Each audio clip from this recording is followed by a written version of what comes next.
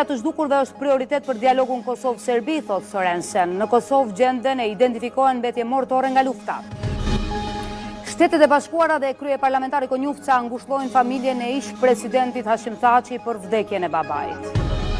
Nisma socialdemokrate në pritje nëse opozita i ka numrat për krimin e qeverisë. Në të kundërtën do t'ja bëj numrat vetëvendosjes.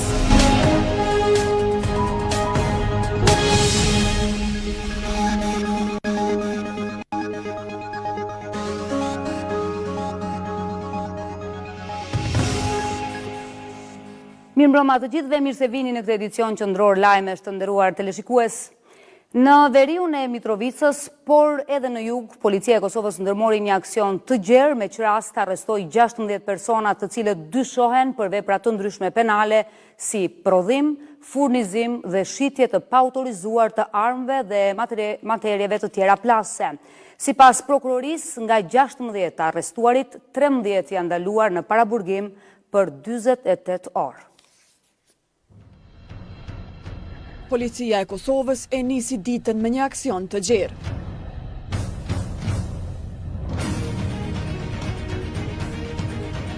Ky është njëri nga 21 lokacionet në të cilat policia e Kosovës në koordinim me prokurorinë themelore të Mitrovicës, qysh në orët e para të së mërkurës kanë kryer një operacion policor. Nga ky aksion i drejtorisë për hetimin e krimit të organizuar dhe krimeve të rënda me prokurorinë themelore përfundua në pranga 16 persona. Aksioni u kryen në Mitrovicë të Jugut, atë të Veriut, Vushtrisë, Skënderajt dhe Leposaviqit. Nga kjo operacion policor janë shoqëruar në polici gjithsej 16 persona lidhur me dyshimin e kryerjes së veprave penale detyrim, si dhe importi, eksporti, furnizimi, transportimi, prodhimi, këmbimi, ndërmjetësimi ose shitja e paautorizuar e armëve apo materialeve plasëse. Si dëshmi materiale, gjatë kontrollit janë sekuestruar 9 armë zjarri, 200 fishek, municione të ndryshme, 15 telefona mobil, 2 palë pranga, thik, tyta të armës, fatrolla për armë dhe një DVR. Thuhet në komunikatin e përbashkët të policisë së Kosovës dhe prokurorisë themelore të Mitrovicës. Pas intervistimit lidhur me rastin, me vendim të prokurorit, 13 persona shkojnë në ndalim prej 48 orësh. Prokuroria Speciale e Kosovës ka ngritur akt akuzë kundër një të pandehurit shqiptar për shkak të dyshimit se ka kryer krime lufte kundër popullsisë civile. Hetimet kanë vërtetuar se i pandehuri gjatë periudhës 1998-1999 në fshatin Osek, Hyl Gjakovës, duke vepruar në bashkëkryerje me pjesëtarë të forcave policore serbe, ka kryer vrasje, dhunime, arrestime dhe keq trajtime kundër popullsisë civile shqiptare që nuk ishin të përfshirë në luftë. Prokuroria ka propozuar mbajtjen e gjykimit në mungesë për shkak se i pandehuri gjendet në arrati. Prokuroria thekson se mbetet e përkushtuar në ndjekjen dhe sjelljen përpara drejtësisë të gjithë personave përgjegjës për krimet e luftës në Kosovë. I dërguari i Bashkimit Evropian për dialogun Kosovë-Serbi, Peter Sorensen, ka teksuar rëndësinë e zbardhjes së fatit të personave të zhdukur gjatë luftës në Kosovë, duke e cilësuar këtë si domosdoshmëri humanitare. Përmes një postimi në X, pas një vizite që ka bërë në Institutin e Mjekësisë Ligjore, Sorensen ka thënë se familjet që ende presin të mësojnë për të dashurit e tyre, meritojnë qartësi dhe drejtësi. Prandaj, sipas tij, çështja e personave të zhdukur mbetet prioritet në dialog. Ndërkohë, emisari i BE-s për dialogun Kosovë-Serbi, Peter Sorensen, ka mbajtur takim me 2 partitë serbe, të cilat do të jenë pjesë e legjislaturës së re në Kuvendin e Kosovës. Kryeministri Albin Kurti ka folur për 11 të zhdukurit gjatë luftës të cilët janë gjetur dhe identifikuar në varrezën masive në Bishtazhin. Kryeministri thotë se pas 26 viteve në varrezën masive në Bishtazhin janë gjetur dhe identifikuar Adem Gashi, Sahid Gashi, Bekim Hasani, Sheremet Ismaili, Mentor Myrtaj, Osman Feza, Shkëlzen Hajdaraj, Bekim Gashi, Sabedin Kryeziu, Mentor Kryeziu dhe Vebi Halilaj.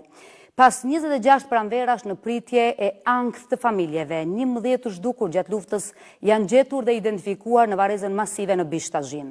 Pas masakrës në Kralan, forcat shtetërore të Serbisë i kishin rrëmbyer dhe groposur në varrezat masive në përpjekje për t'i zhdukur ata bashkë me dëshmitë e krimeve.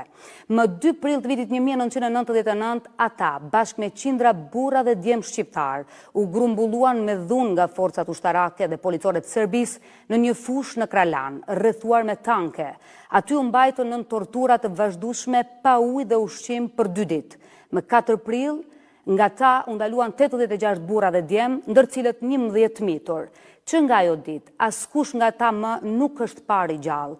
Disa prej tyre ishin gjetur në afërsitë të liçenit Peruçac në Bajna Bashta të Serbisë. Pas zhvarrosjes nga Bishtazhini, Serbia i rrëmbeu kufomat, ka shkruar kështu kryeministri Albin Kurti në Facebook.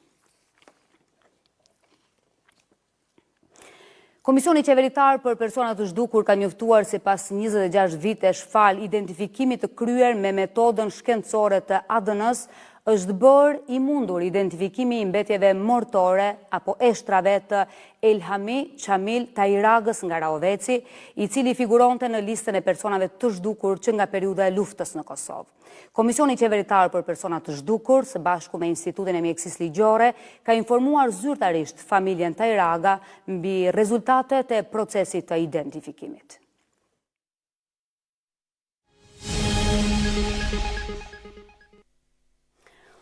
Ua përcjell tani të tjera zhvillime të ditës, presidentja Vjosa Osmani në Berlin ka lexuar një fjalim nderimi për presidentin Bill Clinton, i cili u nderua me çmimin Paqbërësi i shekullit nga Forumi Botror. Presidentja Osmani ka thënë se fal luftës çlirimtare, lidershipit të botës demokratike dhe mbështetjes amerikane, si nga demokratët ashtu edhe nga republikanët, Kosova frymon e lirë dhe e pavarur. Ajo ka shtuar se mbështetja e presidentit Clinton për Kosovën ka qenë gjithmonë pasqyrimi i vlerave amerikane të lirisë, drejtësisë dhe të demokracisë. Paneli zgjedhor për ankesa dhe parashtresa ka refuzuar si të pabazuar ankesat e vetëvendosjes kundër vendimit të Komisionit Qendror të Zgjedhjeve për shpalljen e rezultateve përfundimtare. Ky panel ka refuzuar ankesën për anulimin e votave me post për LDK-n dhe atë për rinumrim të atyre në Skënderaj. Lëvizja vetëvendosje e pati kërkuar që të anulohen rezultatet e votimit me post për LDK-n dhe kandidatët e saj, gjithsej 18.933 vota, dhe që këto të largoheshin nga rezultatet përfundimtare. Po ashtu PZAPO e ka refuzuar edhe ankesën tjetër të VB-s me pretendimin për manipulim të votave ndaj Partisë Demokratike të Kosovës, ku vetëvendosje thotë se në vendvotimet në Skënderaj, kandidati PDK-s Bedri Hamza në shumicën e vendvotimeve ka marrë 94% deri në 100% të votave. Lidhja Demokratike e Kosovës e ka mirëpritur vendimin e PZAP-s, duke thënë se përpjekjet e lëvizjes vetëvendosje për të manipuluar dhe delegitimuar procesin zgjedhor ishin të pabazuara dhe shpërfaqin mosgadishmërinë e tyre për të pranuar vullnetin e mërgatës.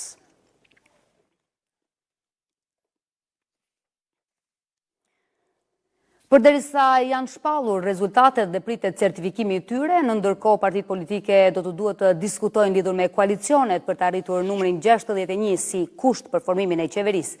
Partitë opozitare, PDK, LDK, AK, aktualisht janë kundër një koalicioni me fituesin e zgjedhjeve, lëvizjen dhe vendosje. Por, nga burimet e saj, RTK mëson se nisma e Fatmir Limajt po pret që nëse ka një marrëveshje me partitë opozitare për t'i bërë numrat, e nëse nuk ka, partia e tij do t'i bashkohet lëvizjes vetëvendosje, siç kanë thënë, për t'i krijuar institucionet në mënyrë që vendi mos të shkojë sërish në zgjedhje.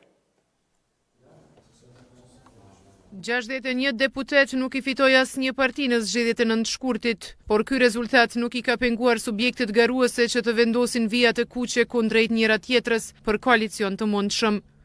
Lëvizja vetëvendosje doli fituese e zgjedhjeve duke marrë 48 deputet, numër i pamjaftueshëm për ta bërë qeverinë e re, por prapë është shprehur kundër një koalicioni me një nga 3 partitë opozitare. Megjithatë, është partia e Fatmir Limajt që ka lënë të hapur mundësinë e një koalicioni. Burime në nisma i kanë thënë RTK-s se kjo parti fillimisht votat e saj do t'i japë për opozitën dhe në rast se kjo e fundit nuk i bën numrat për ta bërë qeverinë e vendit, atëherë deputetet e nismas do të bashkohen me lëvizjen vetëvendosje drejt themelimit të qeverisë së re të vendit, siç kanë thënë, për të mos lejuar në shkuarin në zgjedhje të reja. E tani për tani, PDK, LDK dhe AK kanë qëndrim të prerë, thonë se nuk do të hyjnë në qeveri me vetëvendosjen. Por politologu Dritero Arifi pret që partia në pushtet ta formoj qeverinë e re, mirë po thekson se ajo s'do të ketë stabilitet. Numrat i ka vetëvendosja në kuptimin e sensit asaj që të gjithë në farë mënyrë lakmojnë për pushtet, dhe kështu që do të gjej individ, andej apo këndej që ta bëj qeverinë. E një njohës tjetër i çështjeve politike thot se Kosovës në këtë fazë nuk i duhet një qeveri me pak numra. Ka pasur qeveri të kaluara që kanë qenë me numër prej 62-3 deputetëve dhe kanë qenë legjislatura të suksesshme, por u vërtetu në vitin në legjislaturën e 8, pra të fundit, që lëvizja vetëvendosje kishte 63-4 deputet, por nuk rrinte me efikasitet me miratu ligje, në ndërkohë edhe nga përmbajtja prodhonte kundër kushtëshmëri dhe kundër ligjshmëri. Në mesin e këtyre paqartësive, kur nuk dihet e ardhmja e qeverisë së re të vendit dhe nëse do të ketë kompromise politike, po kalon afati për shqyrtimin e ankesave të dorëzuara në PZAP, për t'u afruar me ditën kur do të ndodhë certifikimi i rezultateve përfundimtare. Unanimisht të gjithë anëtarët e Komisionit Qendror të Zgjedhjeve votuan për pezullimin e Partisë Republikane për Ndryshim dhe Partisë Shpresa Demokrate, pasi nuk i kishin dorëzuar raportet financiare për vitin e shkuar. Komisioni Qendror i Zgjedhjeve kishte dhënë afat shtesë prej 15 ditësh, por këto dy subjekte nuk i dorëzuan këto raporte. Atyre u është dhënë edhe një afat shtesë prej 15 ditësh për dorëzimin e raportit të tyre, dhe nëse kjo nuk ndodh, vendimi i radhës i KQZ-s pritet të jetë që regjistrimi i këtyre partive politike.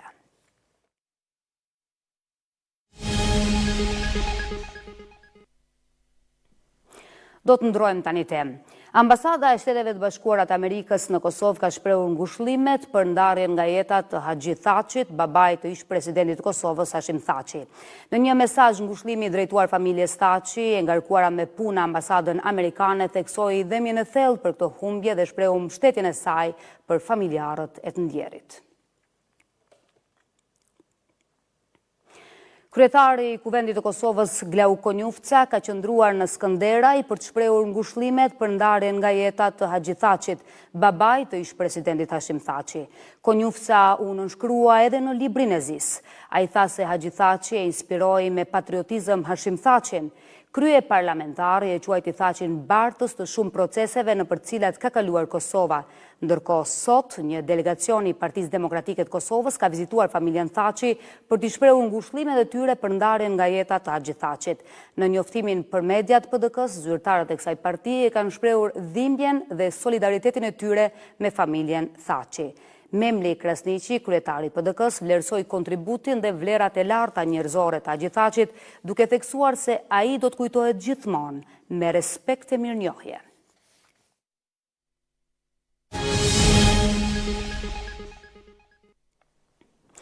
Kanë vazhduar raportimet e qytetarëve pasi në protestën e 15 marsit një zhurmë e fortë shkaktoi panikë e çorientim.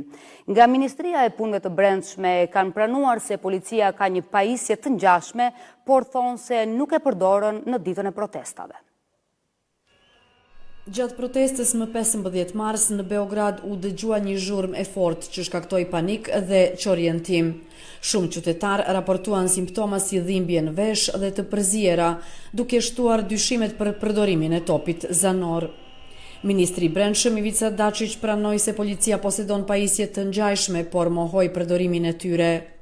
Policia pretendon se bëhet fjalë për altoparlant për informimin e qytetarëve, ndërsa opozita e cilëson këtë si provë për topin zanor. Kjo nuk është çështje politike, por e jetës, mbijetesës dhe e lirisë. Terrori që po përjetojmë po ndodh këtu dhe tani. Regjimi përdor kriminal, armë zanore, kërcënime dhe friksim për ta mbajtur pushtetin. Për këtë kemi prova të qarta, tha Dragan Đilas nga Partia e Lirisë dhe Drejtësisë, duke theksuar se partia e tij e ka paditur presidentin e Serbisë Aleksandar Vučić dhe partinë e tij për terrorizëm.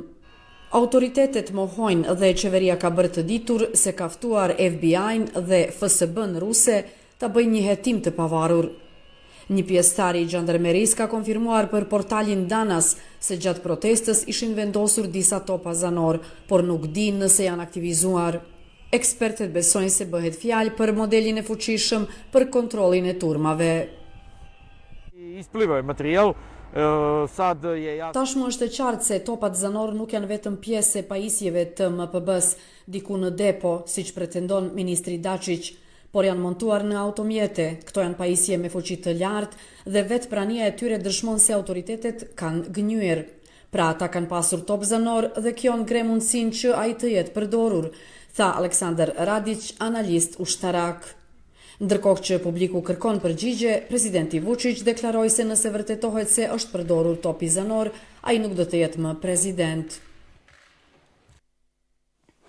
Kalojmë tani me një informacion nga Maqedonia e Veriut. Ministri i Shëndetësisë Arben Taravari në një deklarim për RTK-n njoftoi se gjendja e të lënduarve nga zjarri të dielën në Koçan në një klub nate tashmë është e qëndrueshme, ndërsa bëri të ditur se varrimi i 59 viktimave të kësaj tragjedie do të bëhet nesër.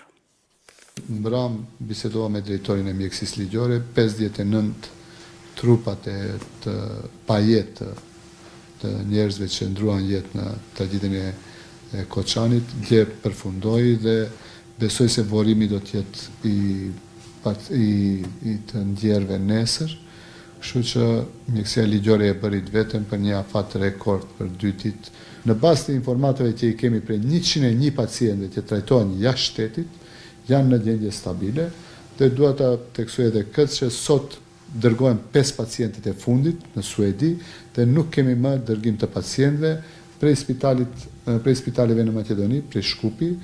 Disa prej pacientëve 2 lëshohen në trajtim shtëpiak, domethënë janë në gjendje stabile dhe të mirë. Agjencia për Menaxhim të Emergjencave, përveç inspektimit të rregullt, ka filluar një inspektim të jashtëzakonshëm në objekte në të cilat numër i madh i qytetarëve i vizitojnë. E gjithë kjo me qëllim të krijimit të kushteve të sigurisë për jetën dhe pronën e qytetarëve.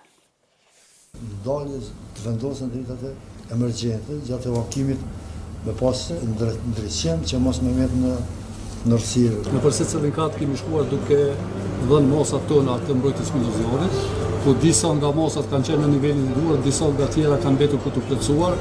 Janë këto disa nga sugjerimet e inspektorëve për përgjegjës të objekteve të cilat duhet t'i përmbushin në rast të ndonjë fatkeqësie nga zjarri.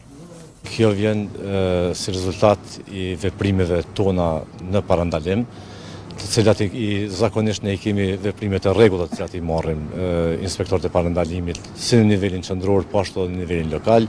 Mirë po, domethënë ky inspektim ka të bëjë kryesisht me masat e parandalimit, do thotë me masat e mbrojtjes nga zjarri dhe është i përqendruar në vendet ku ka frekuencë të lartë të njerëzve. Nga ky institucion thonë se do të jenë të pakompromis në inspektimet për ta shmangur çdo rrezik.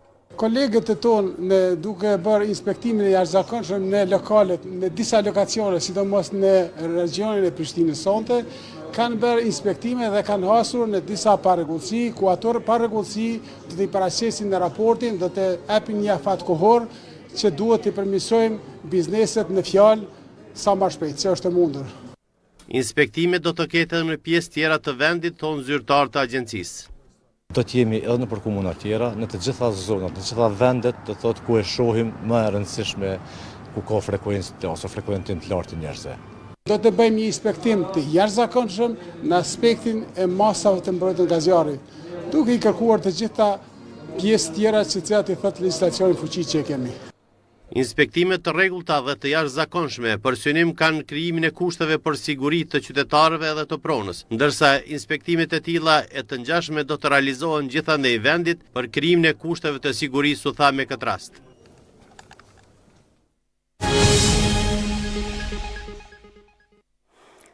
Ministrja e Arsimit Arbriena Gafci ka thënë se nga PISA ka dalë se mësimdhënësit nuk kanë arritur të ofrojnë mësimdhënie adekuate.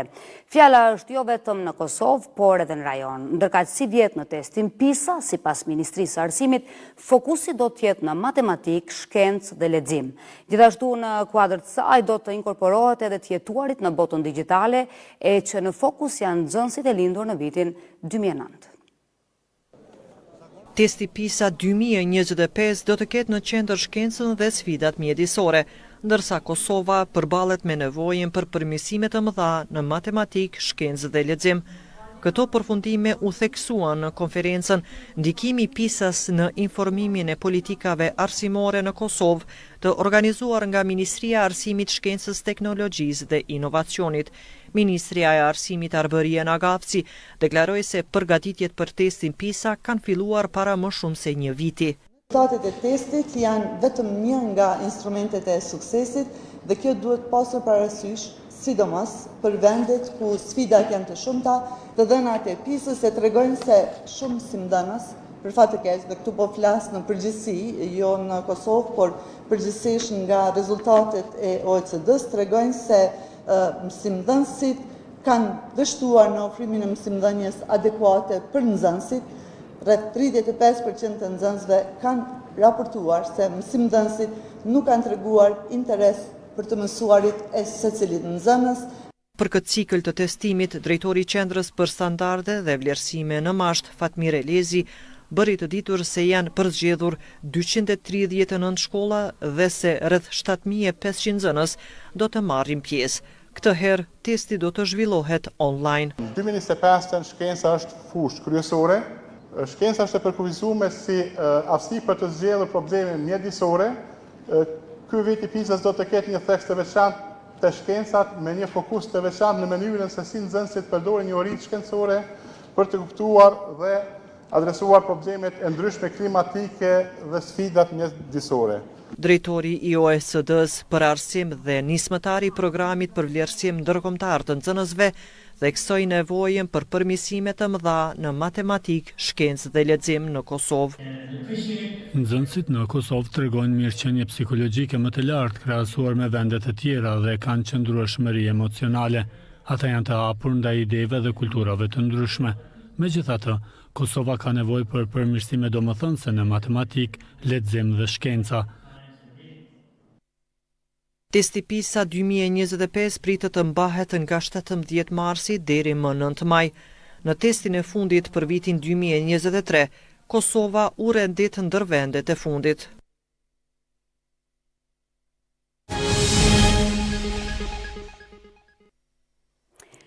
Ka një javë që kur autobusët e linjës Podujev-Prishtinë filluan grevën para komunës së Prishtinës.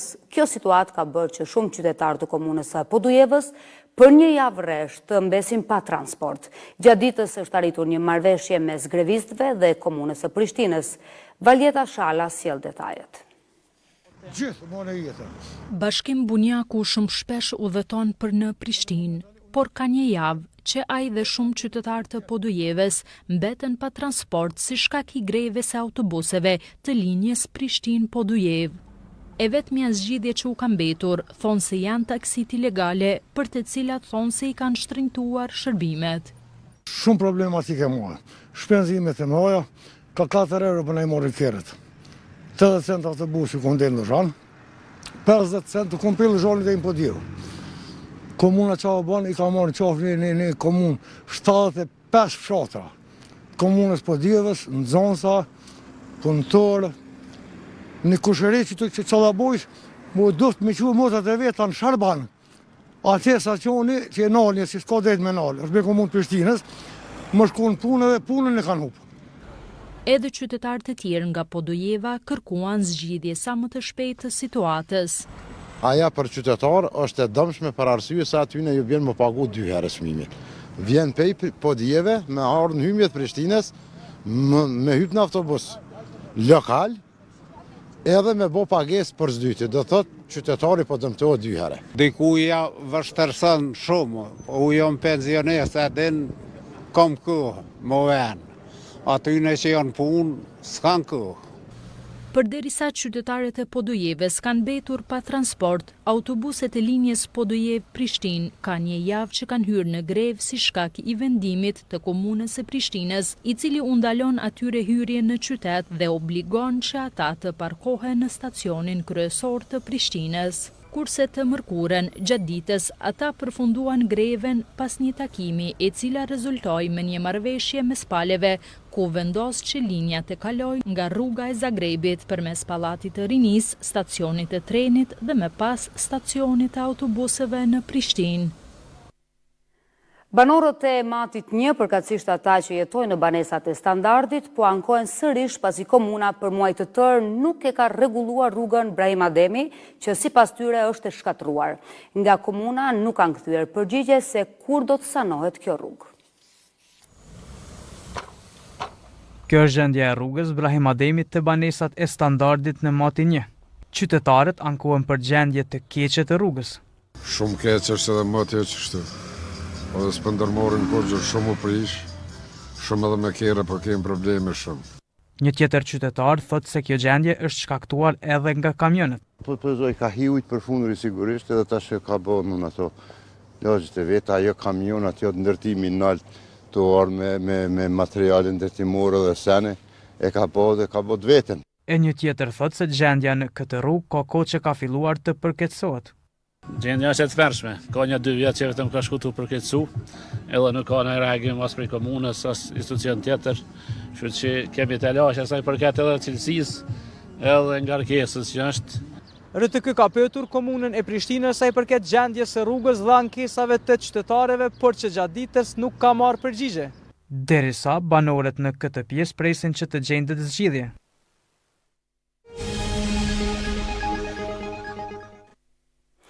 Shojmë tani zhvillimet kryesore nga bota. Presidenti i Shteteve të Bashkuara të Amerikës Donald Trump e përshkruan bisedën me liderin ukrainas Volodymyr Zelensky si shumë të mirë, ndonse nuk ka ende progres të qartë për një armë pushim të plot. Ndërkohë Rusia dhe Ukraina vijojnë të shkëmbejnë akuza për sulmet kundër infrastrukturës kritike. Presidenti Amerikan Donald Trump në telefonate një orëshe me presidentin Ukrainas Volodymyr Zelensky e përshkroi atë si shumë të mirë. Diskutimi u përqendrua kryesisht në bisedën e tij me Vladimir Putinin një ditë më parë, ku ky i fundit refuzoi një armëpushim të plot, por pranoi vazhdimin e negociatave.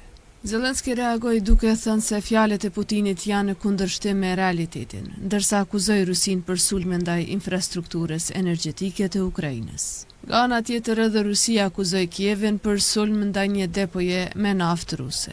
Megjithatë, ndërsa Trump vazhdon bisedimet me udhëheqësit e tjerë, ende nuk ka një marrëveshje për armëpushim të plotë. Presidenti amerikan kërkoi nga sekretari i shtetit Marco Rubio dhe këshilltari i sigurisë kombëtare Mike Waltz të ofronin një përshkrim të saktë të pikave të diskutimit. Një deklarate me të ishme pritet të publikohet së shpejti. Më herët sot Ministria e Mbrojtjes ruse njoftoi se Rusia dhe Ukraina kanë shkëmbyer 175 të burgosur nga secila palë. Presidenti Zelensky konfirmoi këtë shkëmbim duke quajtur atë një nga më të mëdhat deri më tani. Përveç 175 të burgosurve të liruar nga Rusia, Zelensky shtoi se u liruan gjithashtu 22 ushtarë të plagosur rënd, të cilët do të marrin me njëherë ndihmën e nevojshme mjekësore dhe psikologjike. Autoritetet turke kanë arrestuar kryebashkiakun e Stambollit Ekrem Imamoglu, një rival kyç i presidentit Erdogan, si pjesë e hetimeve për korrupsion dhe terrorizëm. Autoritetet turke kanë arrestuar kryebashkiakun e Stambollit vetëm disa ditë para saj të zgjitej si kandidat presidencial. Urdhërat e paraburgimit u lëshuan gjithashtu për rreth 100 të tjerë të lidhur me kryebashkiakun.